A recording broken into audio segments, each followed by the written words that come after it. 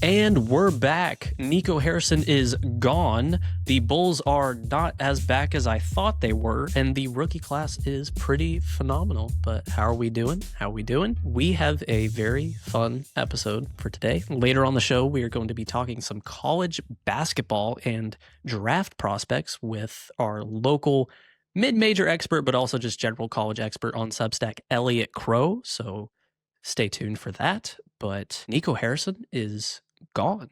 After 9 months of deliberation and drama and blue-tinged coffins being brought to the Mavericks arena, Nico Harrison has been fired by ownership. And this both felt inevitable and also way more delayed than we expected. Now it's on Michael Finley and, a couple other guys that have been brought in to salvage something out of this franchise. One of the rumors that's come out is now that Nico Harrison is gone, the Mavericks will look to trade Anthony Davis and potentially Kyrie Irving. And honestly, you kind of have to, right? AD is still phenomenal when he's on the court, but tends to still be made of glass. I'm very worried about his calf strain, especially with the amount of calf strain to Achilles tear pipelines we've seen over the past year. But assuming they kind of shut him down for a little bit, then maybe they can salvage some value out of him. I mean, he's still an all-star when he's on the court. I mean, what are you going to do, right? As for Kyrie, we don't know what he's going to look like coming back from ACL tear, but if he comes back anywhere remotely close to the Kyrie Irving he was before, then you can certainly get some first-round picks out of him. And now you just got to build around Cooper Flagg. And the main thing with the Mavericks is they own their first-round pick this year, and all the way through 2031, they pretty much don't. And so that makes this year a really weird scenario where you kind of have to tank. I mean, you just have to. This draft class is loaded, as we'll mention later. Duran Peterson, Cam Boozer, AJ DeBonsa, Koa Pete, Neoklis Avdalas, who I love later in the round. Like, this is just a stacked draft class, right? And you got to get a co-star for Cooper Flagg. That way you can actually start to compete. And maybe you upgrade through free agency. I don't know. Maybe you trade Klay Thompson for scraps with how bad he's been shooting. I don't know. But the point is, Nico Harrison's gone, and now the Mavs can kind of move on a little bit. The fans are happy, but also still distraught because the past 9 months have actually happened. But yeah, times are weird in Dallas. But moving on, this year's rookie class has looked really, really good. Con Knipple, which I still think his name sounds like the name of a high school musical basketball player. But Con Knipple is averaging 16 points and 6.4 rebounds on nearly 40% three-point shooting for the Hornets.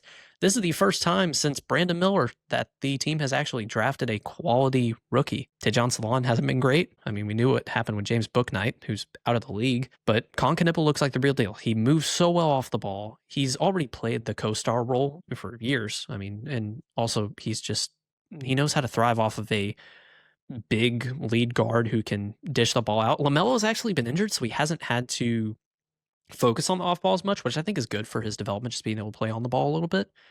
But yeah, Con Knipple looks great for the Hornets, which is weird because I never compliment the Hornets, but things are kind of good.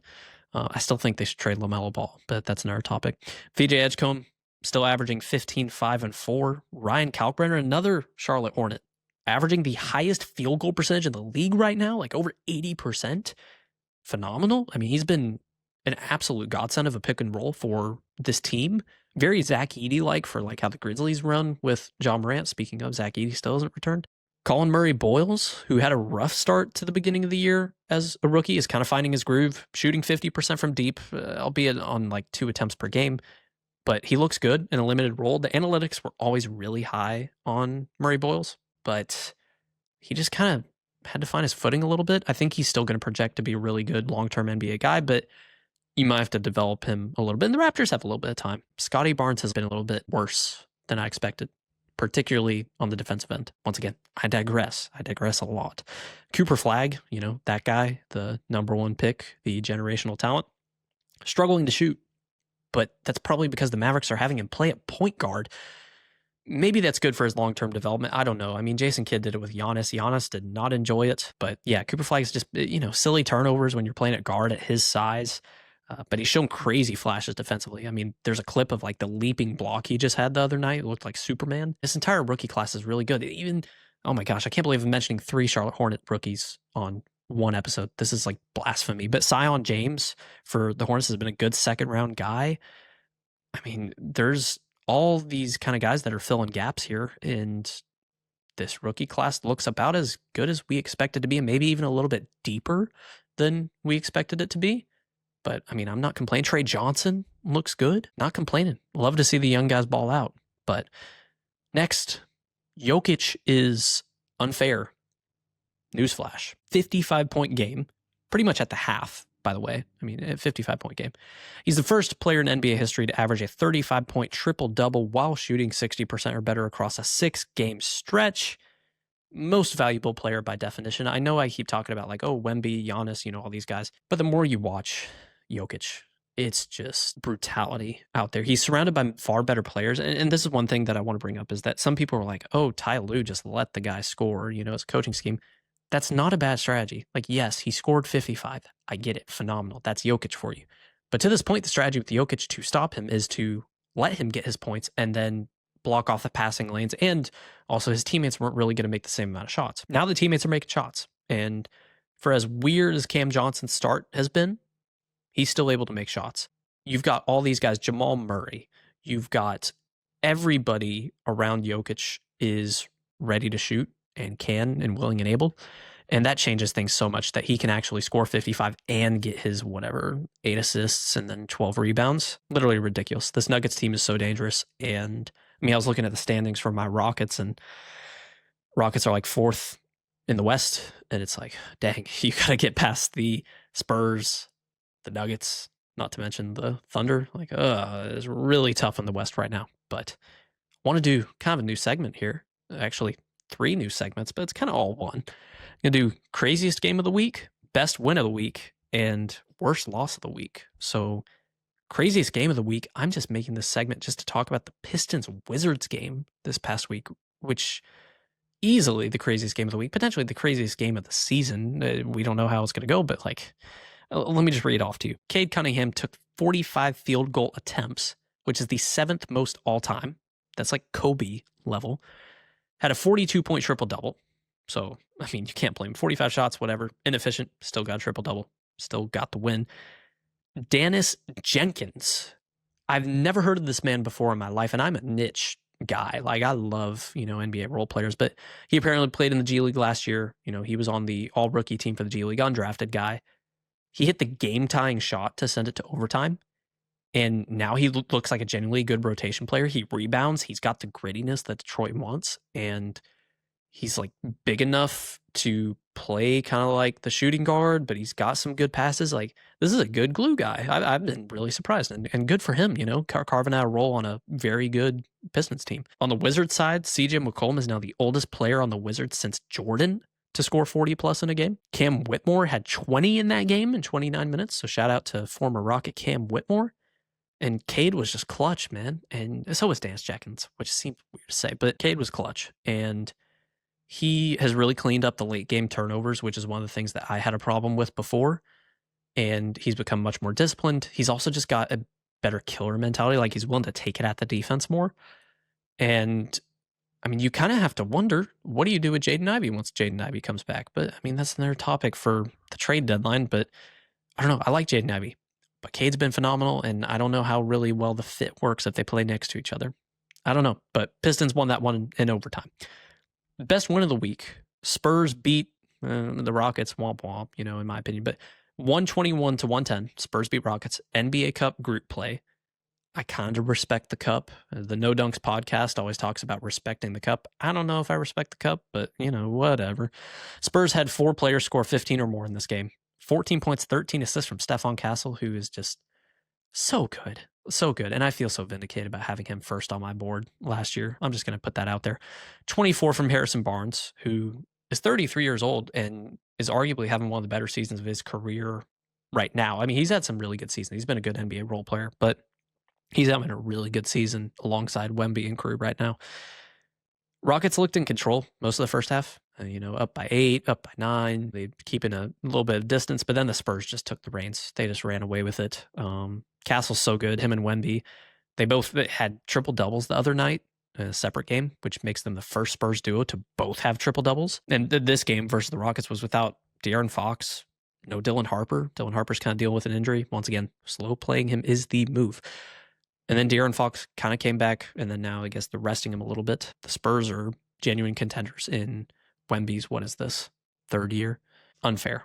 Absolutely unfair. But speaking of unfair, I feel a little slighted that the Bulls, after I praised them so profusely, that they lost to a Cadeless, Jalen Durenless Pistons team. And I'm bringing up the Pistons twice, which is weird. Once again, it's like we're talking about Hornets rookies 3 times, talking about Pistons twice. What the heck is going on? But worst loss of the week, Bulls losing 113 to 124 against a depowered Piston team. Montes Buzel scored 21 on 50% shooting, which is awesome, but the Pistons just kind of ate the Bulls up defensively, and they couldn't really stop anything at the rim. That's been one of the issues of having Vucevic out there, as good as he's been. 23 points from Duncan Robinson for the Pistons, 28 from Paul Reed, B-ball Paul. We love to see it. 17 from Karis LeVert off the bench. The Bulls never led in this game. Just, I don't know, really bad loss for the Bulls, who were surging before, but now as I record this, in the past week, they've lost all 4 of their games. And this is starting to creep up like a Bulls team that we are used to seeing, which is kind of unfortunate. I'm hoping they kind of get their groove back, because when the Bulls are good, the NBA is better for it, but not really a great look for a once surging team. But outside of that, really don't have anything else to cover. I mean, I could point you to lots of different games with lots of different weird outcomes. You know, you got the Magic, who are kind of finding their groove. Desmond Bane, game winner. Andrew Wiggins with the alley-oop game winner. We got some good game winners this past week. But really, I kind of want to move on to some college basketball action and talk about some prospects with our man Elliott Crow. So let's get into it. Awesome. And we're back, and we have our resident college basketball expert and someone who I have actually had on a podcast before, Elliott Crow. How we doing, Elliott? Oh, we're doing great. You know, we just got to cross over the references here. You know, we were doing business last time. Now we got to get back to the fun stuff with basketball. Yeah, last time you were on Z-Round podcast, that was a really fun one. I can link that in the show notes. But yeah, Elliott is the founder of Bracket Busters, which is on Substack, does a lot of scouting work, does really great work. And ever since, I started this podcast, I was kind of waiting for the college basketball regular season to start. And I was thinking, I got to line up my guys for who I know actually know college. And I knew Elliott was going to be one of the guys. So yeah, man, I'm super excited to talk some college ball with you. Oh, 100%. Yeah. And I always follow your stuff for NBA because I'm a diehard Indiana Pacers fan, but I'll say outside of that, I have a hard time keeping up necessarily with everybody. So it's good to have you guys on Substack. And I'm like, that's like my daily, weekly NBA news. I can kind of still stay on top of stuff. So yeah, I appreciate that. But Pacers are kind of a little shaky right now. It's crazy to me that, just a few months ago, I'm like riding the high of my life, going to Game 7, the NBA Finals, and then now we're starting guys who I don't even know who they are. Yeah, I mean, it's just one of those things. I mean, we expected them to be bad this season. I mean, you don't have Tyrese, so what are you gonna do, right? Yeah. It's been certainly an interesting, just injury-plagued start to the season too, which has been a really weird thing. But hey, we're seeing some random guys. I think like Talon Peter got minutes at the beginning of the year, guy out of Liberty, and I was like, heck yeah. I mean, I love Talon Peter, but also heck no, he should not be playing his first NBA game this early. But that's a whole nother topic. But today, one of the things we wanted to go through was, and I will preface this firstly, just I'm going to look at the camera directly here. It is very early in the college basketball season. So whatever we are about to say could end up completely caving over the next week, 2 weeks, not to mention months. So what we want to talk about today was our risers and fallers. So essentially the guys that are making their way up draft boards and getting some attention or, stock down, those kind of guys. I have some guys on my list. Elliott has some guys on his list. And we're just going to go straight through them. So let's start with risers. I'll let you go first, Elliott. Who do you have first? Yeah, first off, I got Bennett Stirtz. So if anybody knows Bracket Busters, I'm kind of, I focus mostly on like mid-majors, non-power conference that goes from the A10 all the way down to some of the lower conferences, Ohio Valley and all them as well. So I actually kind of knew Stirtz coming up whenever he transferred up from D2 to Drake last year underneath Ben McCollum. And what I was really curious about with him was what was that going to look like when he transferred up to Iowa? And Jacob, as you just mentioned, it's game 3/4 of the season. Yeah, So like, somewhere around there. They're playing lower level talent right now, but what I've seen him do is not miss a beat. And I think that's what's been important for him, and especially getting new guys around him. Like, yeah, McCollum brought some other guys from Drake up, so they kind of knew the system. Obviously, that helps a lot, but, he's averaging 21.5 points, 6.5 assists, 3 steals. That was against Western Illinois, Robert Morris, and I think like maybe a non-D1 school maybe or something. But, outside of that, he's escalated himself from Division II all the way up to like a legitimate first-round NBA prospect, and the fact that he is doing this and he's not missing a beat, making that transfer up from the Missouri Valley to the Big Ten, I'm curious to see what's going to happen because I think the jury's still out on that once they start playing. I looked at their schedule. They have a nice 4-game stint starting like about, I think, the end of November going into December when the Big Ten kind of splits the non-conference schedule, plays a few games here. Obviously, Ole Miss SEC, but they play Ole Miss, Michigan State, Maryland, Iowa State. Kind of 4 games in a row there, so some really quality power conference opportunities. Really curious to see what he's doing there. But I've loved the fact that I think he's also stepped up defensively as well against other teams. Because like Western Illinois, Robert Morris, still not like the NBC caliber players he was playing in conference last year, but still, Robert Morris isn't bad. Robert Morris always hangs around. Yeah, and actually Robert Morris beat Drake in overtime at home, I think last week. So, like pretty solid teams here, and he's been able to step up and really kind of be that floor general, and that's what teams are going to want from him. They're going to want a guy who's just a dog, can go out. He's older for his class, so he's going to probably contribute like day one on a team as at least a backup point guard. So I've just been really excited by what he's done so far. Yeah, with Stirtz, the main thing is, like you said, just translating it to a higher level. I think on 3-pointers right now, and this will 100% not hold at all, but right now on 3-pointers, he's shooting 50% on high volume. And I think one of the things that scouts are looking at is, one, that 3-pointer has translated to, higher competition so far. And once again, schedule's a little wonky. Also, the playmaking, the steal count is ridiculously high. Like, very few players in NCAA history have averaged, 25 and 2 steals. And I think there's only 2 players, one of them being John Stockton. So the echelon that he's currently sitting in right now is ridiculous. And I'm seeing some guys, draft cycles, draft boards, they're slotting him in sometimes as high as like 12, 11, 10, which I even think is a little high for him, because you always kind of got to be scared of, he's a senior. And you worry about old guys, making the jump to the NBA. But also, I mean, when you have a guy who's not only scoring, and that's one of the things you see a lot with seniors is they're scoring a lot, but also just the playmaking side and the defense. I mean, I wouldn't have a problem taking him, as a lottery guy if he continues to show what he's done. Because at a certain point, you can't fault a guy too much for being older than the rest of the class. Yeah. Like, if you're producing, you're producing. Teams are scared because Dalton Connect exists, but but I mean, Bennett Stirtz has been phenomenal. And like you said, that stretch where Ole Miss, Michigan State, Maryland, Iowa State, that's going to be the test for him. If you look at, Bart Torvik, shout out Bart Torvik website, phenomenal. I'm pretty sure he's probably the highest PORPAG, whatever the metric is, PORPAG player, one of the highest PORPAG players in all of college basketball, just like he was last season, pretty much. So Everything's kind of kept mostly the same. But yeah, Stirtz is awesome. My riser, my first one, and this is one that it's a very popular pick, so it's not super creative, but Caleb Wilson. I didn't know he had that dog in him. Like, I watched some of his high school clips. And,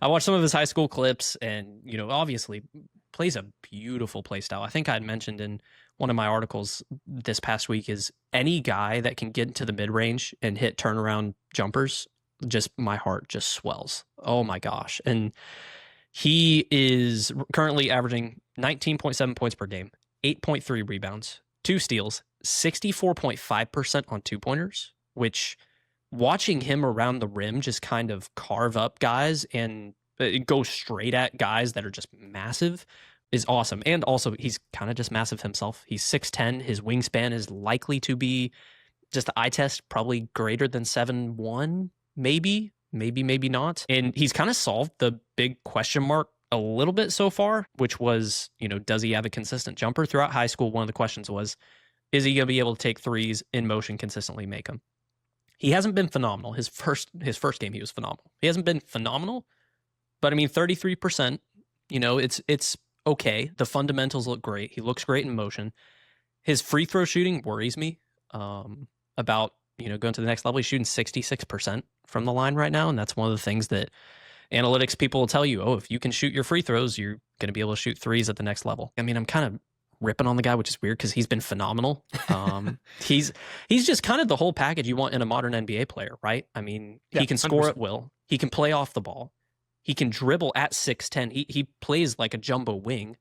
And at the NBA level, you just want size and you want guys to space the floor, and he provides that in spades. And like you mentioned with Bennett Stirtz, the competition for UNC hasn't been great thus far, but later this month and early December, they have a 2-game stint of Michigan State and then Kentucky. So those are kind of the 2 games I'm watching of how does he create space against better defenders, better players. Yeah, Caleb Wilson's been awesome. What are your thoughts on him, Elliott?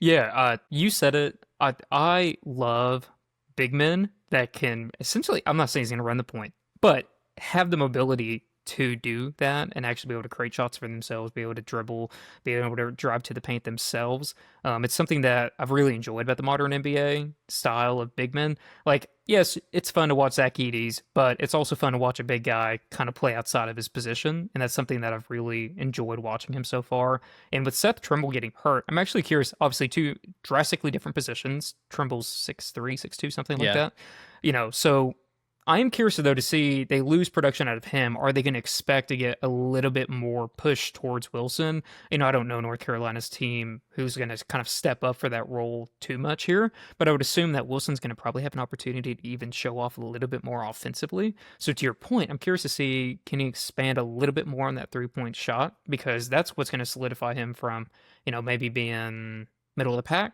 to all of a sudden being like a little bit higher in terms of draft picks next year, because he very clearly has the potential. So just kind of, I'm interested to see what he can do as he continues to develop this season, because it's like we said, we're just a couple of games into the year. So early. Kind of shaking off the rust a little bit, kind of getting back into things. But also him being a freshman and performing so well early on. And there's a lot of freshmen this year that are performing really well, but him especially. I'm seeing guys on their draft boards, they have him in their top 5 just based on the early goings. And that's not completely unreasonable, because he is the mold of, if you built an NBA player in a lab, you're probably going to get a guy like Caleb Wilson. Yep. He's just built well. He probably could put on a little bit more muscle, in my opinion, but built well, can shoot the ball fundamentally. I mean, can he actually get to the line and knock down free throws? The jury's still out, but he's got all the fundamentals. It's just kind of a matter of, can he touch up a few parts of his game that would make him solidly a top 5 pick? Yeah, absolutely. And I just pulled up a couple of his KenPom stats real quick. And yeah, I mean, his possession percentage is already 29. I mean, that's 137th in the country in his game 3 as a freshman. I mean, that's so impressive. Yeah. He thrives in such a high usage role, and he thrives in such a ball handling role at that size. I mean, you see it with guys like, and very different play styles, but like Montes Buzelis for the Bulls right now handles the ball so well. Josh Giddey handles the ball so well. These guys are massive. NBA is just getting taller and taller. I mean, you're going to see 6'2" guys at some point in the next few decades are just gone, Yeah. Because we'll just be seeing Victor Wembanyama dribble through the legs, knock down 3-pointer for the next 10 years, and people decide that 7-footers are the way to go. But I digress. So who's your second riser? So the second riser, unironically, has Drake connections as well here. Tucker DeVries at Indiana. Obviously started his career at Drake with his dad, transferred to West Virginia, maybe had some weird controversy over whether or not he was actually injured. We're not going to get into that today. But then he transferred to IU and obviously followed his dad again there. He's looked tremendous the first few games here for IU. He's averaging 19 points, 7 rebounds, 2.7 assists, 1.7 steals, shooting 52.6%. And as we mentioned, a couple of these other guys, probably not going to keep this up, but he's shooting 54.5% from beyond the arc. Just tremendous. What I like, though, is he actually has played some competition compared to some of these other guys. They did play Marquette. Marquette's like a weird space. They don't believe in the transfer portal, and I think it's going to hurt them long term here just with the nature of college basketball and how it's going. But they drilled Marquette 100-77. He had 28 points, 6 of 9 from 3-point in that one. This guy, I just love his ability to score. He's 6'7". He's got a great build. Again, he's older for his class. He's going to kind of fall in that same boat that we're talking about with Stirtz, where I think his age is going to hurt him a little bit. Honestly, reminds me a lot of Nick Clifford, Colorado State, where he's got a lot of age on him, and especially he took a medical redshirt year. So I think he's 23-ish, I would say. Teams are not going to like that. I know, that's the one thing. And I'm like, that's the same thing with Clifford. Clifford was 23 going into the draft. And right, I'm like, but he was I can really see efficient. Exactly. Yeah. So it could be one of those things he falls maybe really late first round if he keeps this up. Maybe even beginning of the second round or something. I feel like he deserves to get a draft pick here.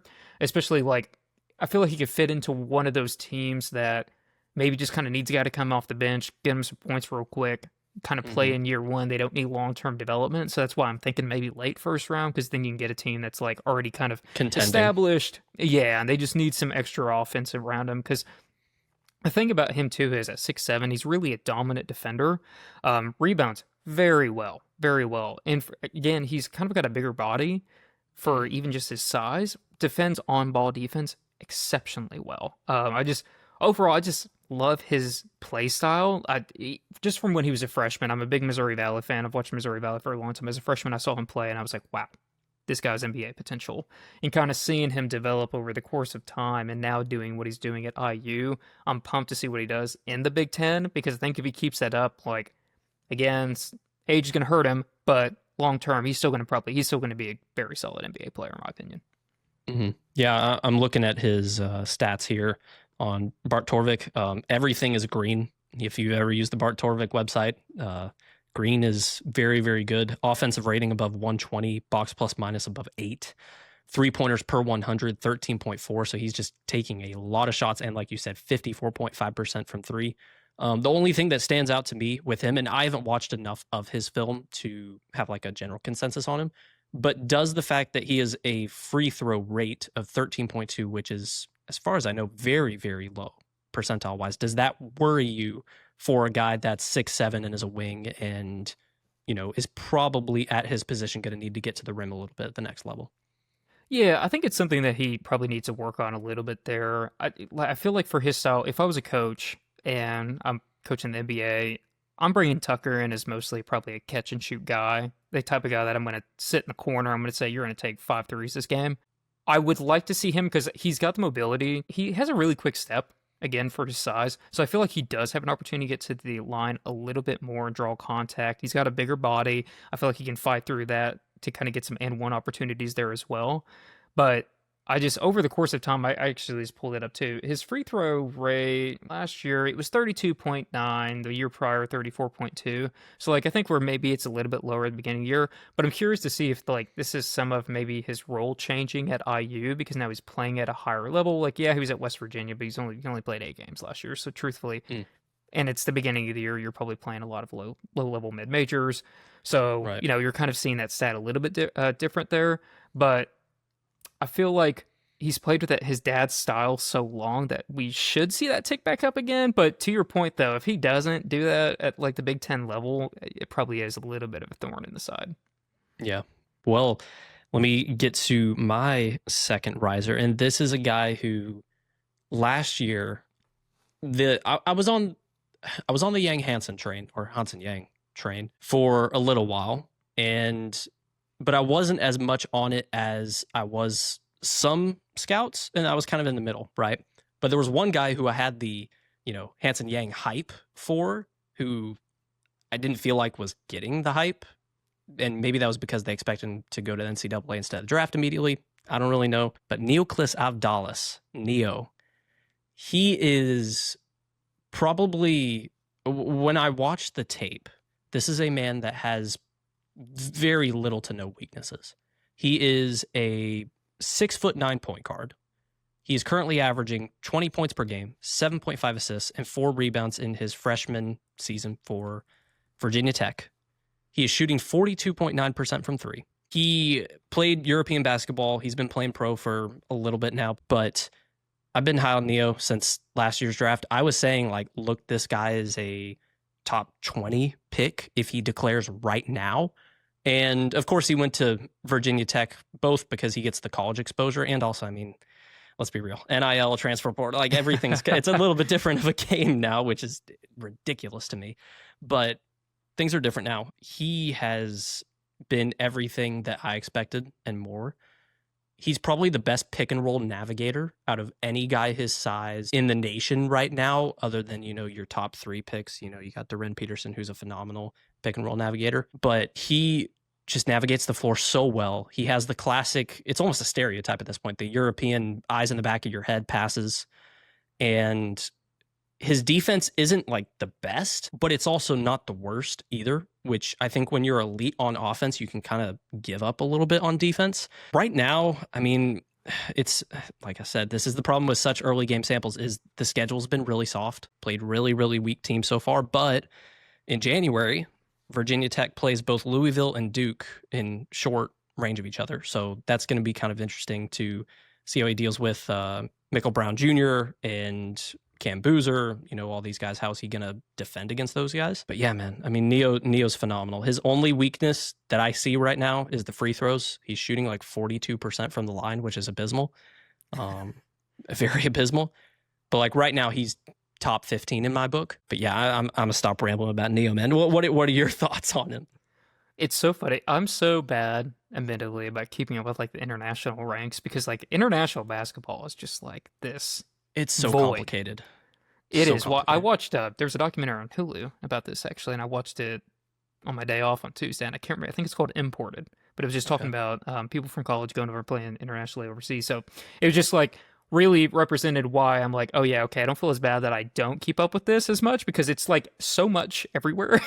Well, and it's also very different. Like a guy can put up numbers in a league and then come to the States and just not be able to create space. 100%. So it's just a very tough evaluation.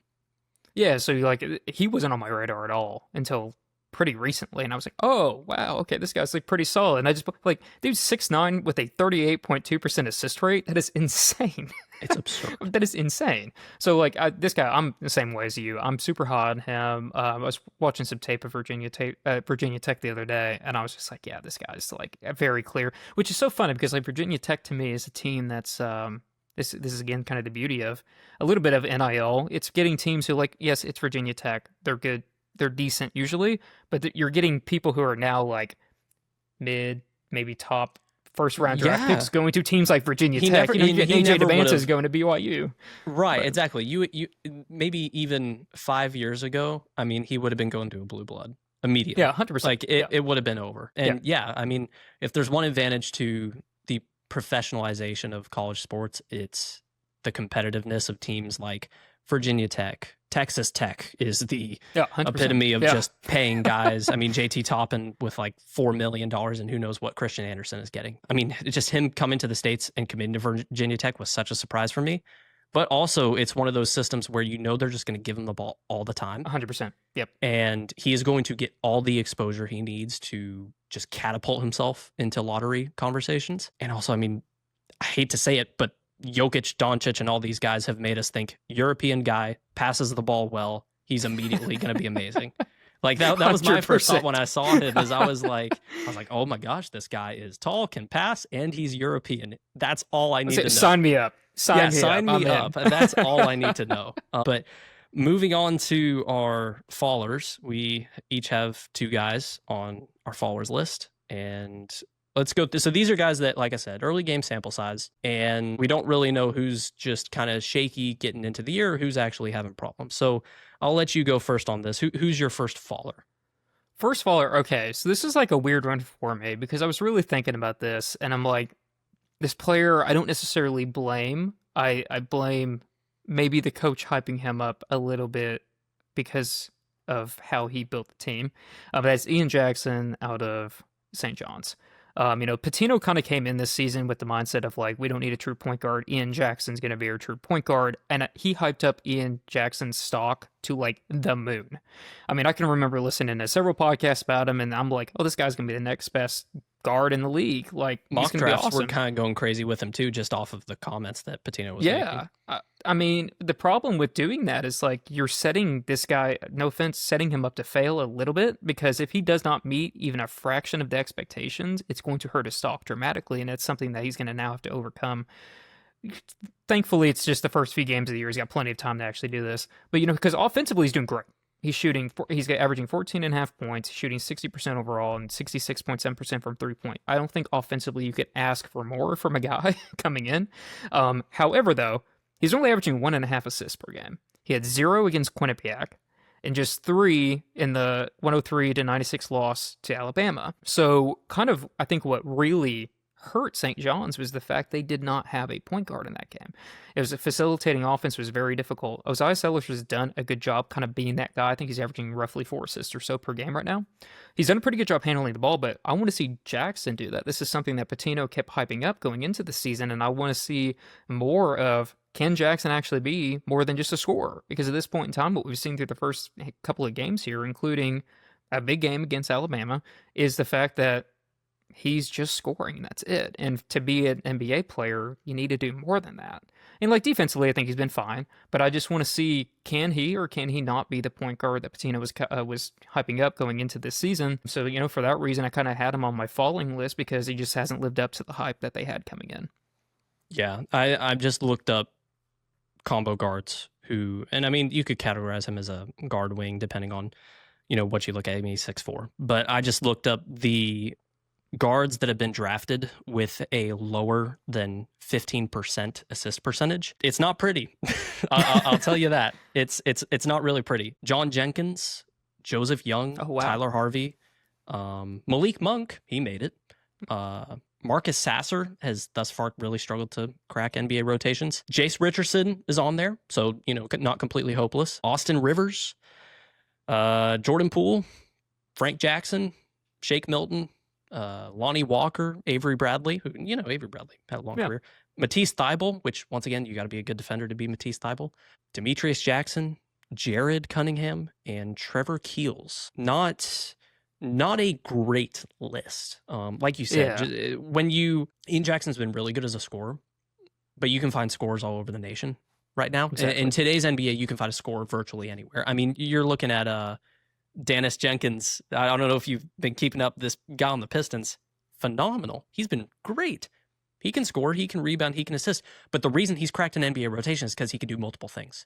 And it's not just because he can score. His score shows because he can rebound, he can pass, he has hustle, right? And if you're a guard, and at 6'4", not small. I mean, he's got, decent size for a guard. If you can't pass and you can't get the ball to your teammates, then you're not going to have a really good chance at sticking around the NBA, especially if you're not an elite defender. Like I said, Matisse Thybulle has stuck around in the NBA strictly because he's a steal machine, right? Yep. He could afford to have an under 15% assist percentage. But when you're a guy like Ian Jackson, what happens when the defense shuts you down offensively as a scorer? You have to be able to do other things. Exactly. And that's why the majority of those people on that list that you ripped off are either not in the league anymore or they just are off the bench. Role players. Yeah. You come off the bench and it's very difficult to continue. Like a lot of those guys, even Jordan Poole, who I don't think is a winning basketball player, even I think he became a better passer once he got into the league and gradually got into it, especially when he was with the Warriors. Yeah. He was never a point guard, but I mean, he could pass. So if you can get better at that once you get in the league, sure. But it's hard to get into the league without that. Yeah, it's a really bad list. I can't believe how bad that list was. Okay. You said some names on there I haven't thought about in a long time. Yeah, Malik Monk is the best player on that list. That's 100%. Like, really good player, but that is the absolute best you're going to get. Mine, this one I'm up in the air about because I've watched a bit of the tape. I've seen a bit, but the stats are really bad from what you want to see from him. Chris Cenac. So he, technically Chris Cenac Jr., but Chris Cenac. Playing for Houston, big man, freshman. Maybe he's got a little bit of nerves. Coming in, this guy was the prototypical big man who maybe can space the floor. And that was kind of the drive with him is he's massive, he's built like a brick, he can shoot the ball, you name it, right? So far, he's been averaging 8 points, 9 rebounds. The 9 rebounds are great. Like, good physicality, awesome. 16.7% from 3 on decent volume. 36.4% on 2-pointers, which is more concerning to me, given he's a big man. High turnover problems have kind of carried over. That was one of his big things in high school is he would make careless errors. And 2.33 turnovers to 0.67 assists. I don't want him to really be passing the ball much. I mean, I said he did, but the turnovers are problematic, and they come at silly times. Like, he gets stripped very easily. He's drawn just 2 free throws through 3 games. He only made 1, so technically 50% from the line, but just drawing 2 free throws.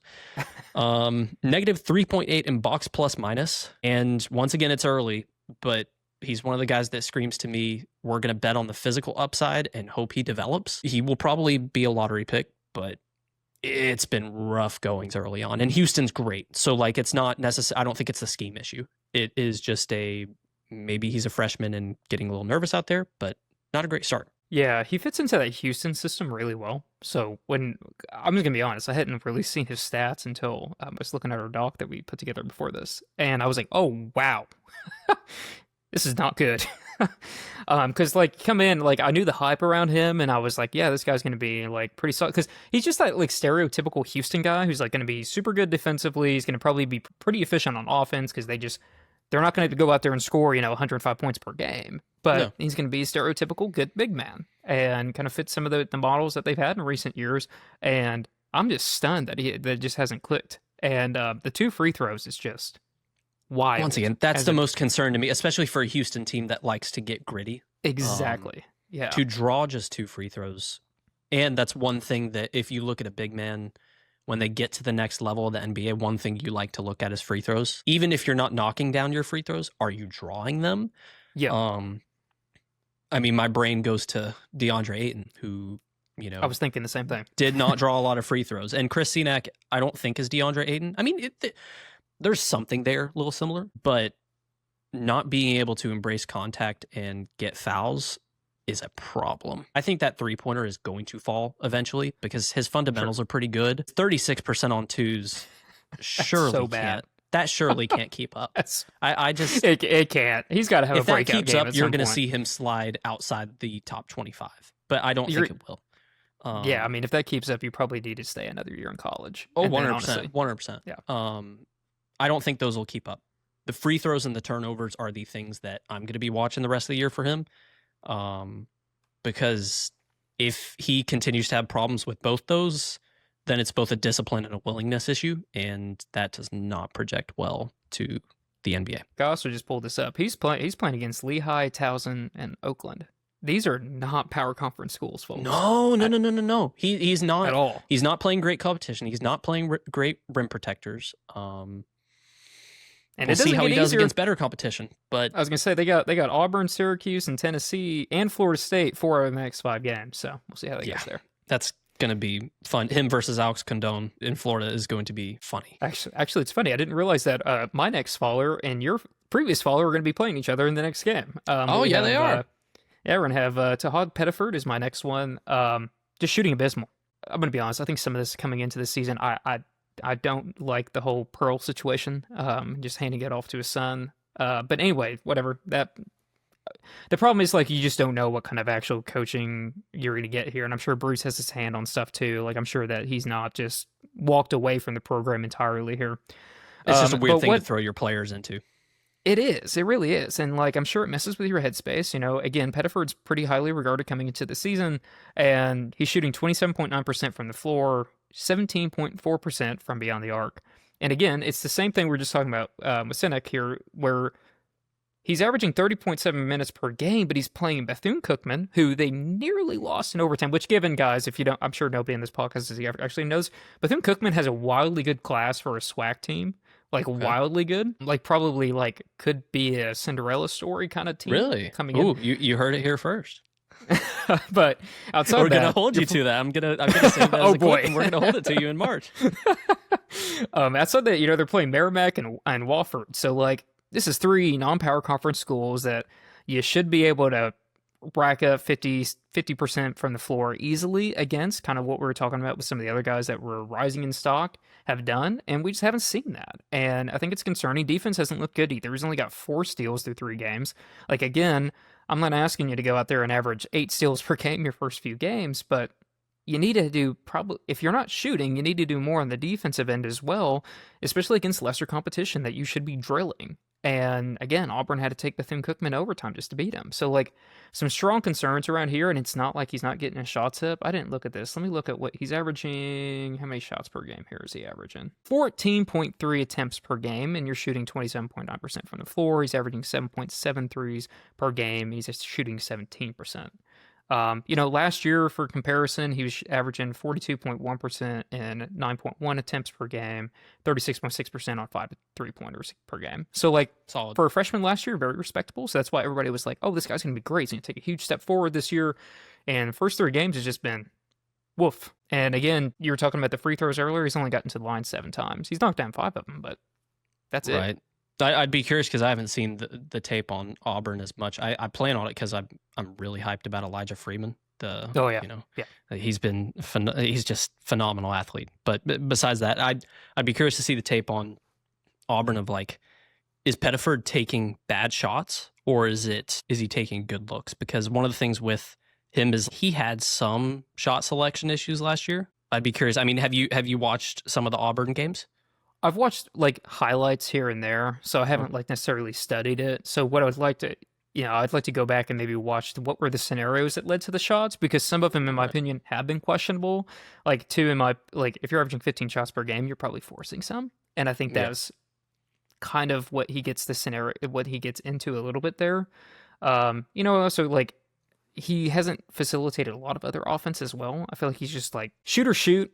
And you kind of got to shoot out of your slump, and that's probably what's going to happen here, hopefully for his sake as well. Yeah. But man, it's been a slow start. Yeah. My second faller is Adrian Wooley, who I was really high on last year because, like, he was shooting really well for Kennesaw State. He looked great. And then he transferred up, playing for Louisville now, so, different competition level. And I thought he'd take a step forward to, like, top 25 for the draft this year. And he's been very blah so far. 7.7 points, 4 rebounds, 1 assist, 38% from the field, 20% from 3. And mind you, this is a guy who shot 42% from 3 last year. And diminished role, which you would expect, transferred up, all that stuff. But he's not creating space near as easily as he did at Kennesaw State, not showing anything close to the passing he did last year either. Even when he has the ball in his hand, Michael Brown, Ryan Conwell, Isaac McNeely are all very comfortable compared to him, and they just seem more disciplined and more ready. So I don't know how much Wooley's really going to feature as the season goes longer. Still early, so I'm not, like, completely out on him, but he's just not creating space, and he's just not knocking down shots. And that's one of the things that made him so good at Kennesaw State, and very disappointed, honestly, even though it's early. So I will say I was also shocked because I actually went to the Conference USA tournament, and I did with Bracket Busters and went down, and I actually was, like, with the reporters and everything for a few days there. So I'm, like, front row seat to watching these teams, and I can remember thinking I saw him play and I was like, wow. For example, here, like I watched Talon Peter play at Liberty. Had no clue that dude was getting drafted. Nobody knew he was getting drafted. But then, I see him and I'm like, oh, this guy's an NBA player. Like, this guy's, like, outstanding. And then just to see him kind of fall flat so far, I just was shocked because, I mean, he had the mechanics. Again, to your point, he had the spacing ability. I mean, he's super athletic. He can kind of just do it all type guy. And this is a Kennesaw State team that also had Simeon Cottle. So it's not like Wooley was just the only good guy. Like, he had 2 guys there that was very good basketball players. I'm just kind of shocked as well from the slow start we've seen. Yeah, I'm going to be watching the rest of the season. And he's another guy who, I mean, he is currently a sophomore. And if he doesn't perform, I mean, he may be a guy you see stay another year, which is 100%. Kind of unfortunate because I thought he was going to be that guy. And honestly, he might even transfer to another school to try to fit better into the system. And maybe he does. And because, I mean, right now, Louisville's kind of stacked.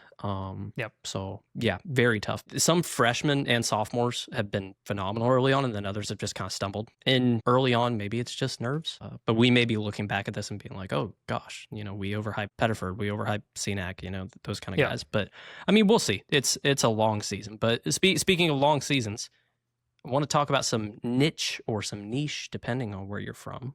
Some niche or some niche guys. So, Elliott, you put together 2 guys that I did are a little niche, and I want you to go through those 2, and then I've got one for you. Yeah. So, okay. I kind of did this in two different ways. I was like, okay, a guy who probably is going to should get drafted this year, or at least considered to be drafted this year, versus a guy who's going to be a little bit more of a long term, maybe in the next year or two. First one for this season was Baba Miller out of Cincinnati. Again, a little bit older for his age. He's played at FSU, transferred to FAU, and then now Cincinnati, so he's a true senior. He's looked phenomenal. He's shooting 70.4% from the floor, averaging 16.7 points, 10.3 rebounds, and 1.7 blocks. Pretty much watched the majority of the Dayton game. And this dude, his mobility and athleticism for his size is insane. And I don't know how people aren't talking more about him, because, there was a couple times he just tomahawked a dunk, and I'm like, dude, sign me up. I was watching some highlights, and I was like, oh my gosh, this guy. Yeah. This guy's good. Super athletic for 6'11". I think he could be an absolute underrated sleeper pick, in my opinion. I haven't studied draft boards a ton with where he might be at, if he's even on them at all. So if you take a look at ESPN's big board, currently, Baba Miller is the 83rd best prospect. Wow. And it's also right around the same tier as Alvaro Figueras, who I'm shocked is only 82nd on their list. What the heck are they doing? But he is not on draft boards. What is to say? He is not currently projected as a first or second round pick. Yeah, and I think the thing that's going to hurt him a little bit is, again, we talked about the modern big man for the NBA throughout this whole episode, and he's not a great 3-point shooter. He was okay last year for FAU. He shot 34.2%, 3.4 attempts per game. So, for a 6'11 guy, that's not bad. Yeah. He's only shooting 20% right now, but I think his shot's good enough to bounce up. But also, he's playing a totally different role. He's playing more of a traditional center at Cincinnati, where previously he was a little bit more of that flex. He could kind of step outside, and here, again, he's playing primarily in the paint. He's only taken 5 3-pointers. He took 114 last year. So, drastically different position. However, though, I'm like, this is the type of guy that, I was joking, I added this in our notes, but I was like, the Indiana Pacers need a center, guys, and he can run the floor. Let me tell you, put him with Halliburton, and you might have a sleeper guy here that can help us out next year. He sounds like one of the guys to me that there's always that one player that if they do go to the G League Combine, or just the NBA Combine in general, and they record really good measurements and really good athleticism, you start to see people. We saw it last year with Yannick Cohen Niederhauser, and you see it with Jaxel Lendenborg, all these guys. Sounds like from the tape that I've seen, he looks like one of those guys where if teams realize he's an athletic freak, they're going to start looking at him. Yep. So who's your second guy? All right, my long-term guy. All right, a big St. Mary's Gales believer in what Randy Bennett always does there, and my guy is Mikey Lewis. I actually wrote an article with him with Draft Stack over the offseason, and he was super underrated. He had a pretty good freshman year, not outstanding, but he's done everything I wanted him to do throughout the first few games, and that was step more. He's 6'3", so he's kind of more that combo guard. I don't think he's going to be your primary point guard at the next level, but he has shown that he can now facilitate offense, and that was something I really wanted to work on, because he just didn't really do that last year. So he had 21 assists total last year while averaging 16 minutes per game. He's already got 12 through the first 3 games. So he's already stepped up tremendously on that. Offensively, he's just been lights out through the first few games, and they're playing not power conference talent yet, but they're playing very good non-power conference schools. They were playing St. Thomas, who's favored to win the Summit League. They're playing Chattanooga, who's favored to win the SoCon. They have more of those that's like the non-power conference people that's projected to finish at the top of their respective conferences. So they're playing legitimate talent. So outside of that, though, he's averaging 21.7 points, 3.3 rebounds, 4 assists, shooting 54.3% overall, 60% from 3-point. He's 12 and 20 already. This is a guy who probably is not on any draft boards whatsoever, but I think that if he transfers, I don't want him to transfer from St. Mary's because I selfishly love seeing teams like this have representation in NBA. But if he keeps this up, somebody's going to come call in next year if he doesn't enter the draft and be like, hey, man, I got $4 million for you if you want to come to my school and be my guy. And then he's going to say, love you, St. Mary's, but I'm heading to Kentucky next year. So that's that's probably what's going to happen. But this is a guy that if you have not heard of, definitely need to keep tabs on, because he'll be an NBA player. He's got all the makeup for it. He just has not been discovered yet. But lastly, one super niche guy that I titled this "One Super Niche Guy from Jacob" that I just discovered. I have I did not know anything about this man coming into this season. I never would have thought to think of this guy, but Ebuka Okorie at Stanford, 4-star recruit out of high school, New Hampshire's Gatorade Player of the Year, freshman. He's a little small. He's 6'1", so like you kind of worry about those guys, which is one of the things that it's like an uphill battle to get to the league. Amazing passer in motion. I mean, there's a clip of him driving left baseline, and he does that, the Ja Morant at his peak thing where he just jumps into the defender and wraps around the pass.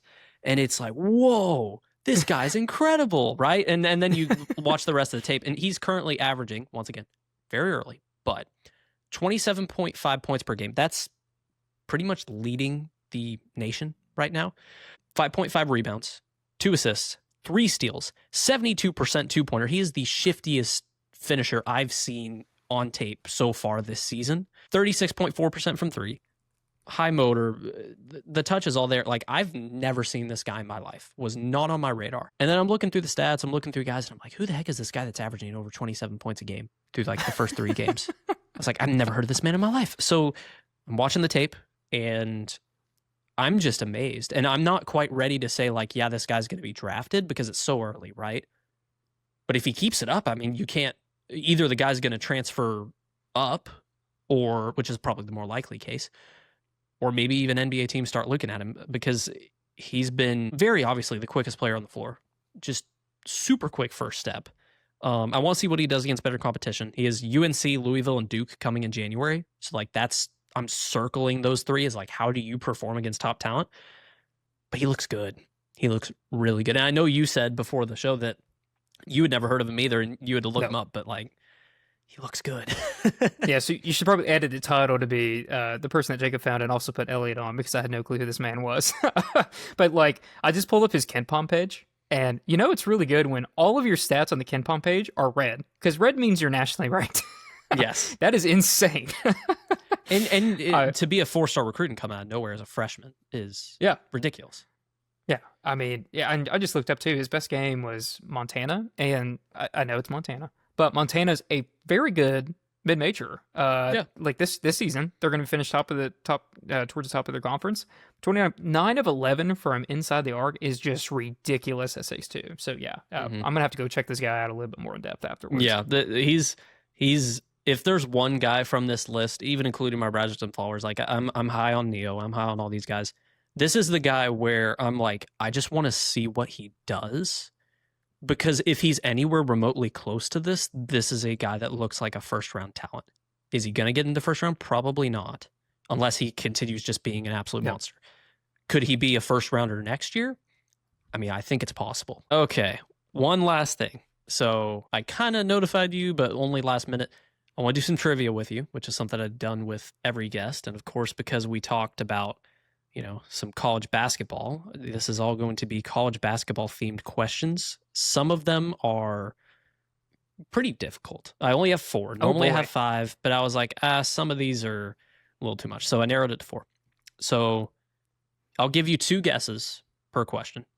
Okay. If you get the answer correct on either guess, we'll count that as a correct guess. So far, the record officially is like 2.5 out of 5.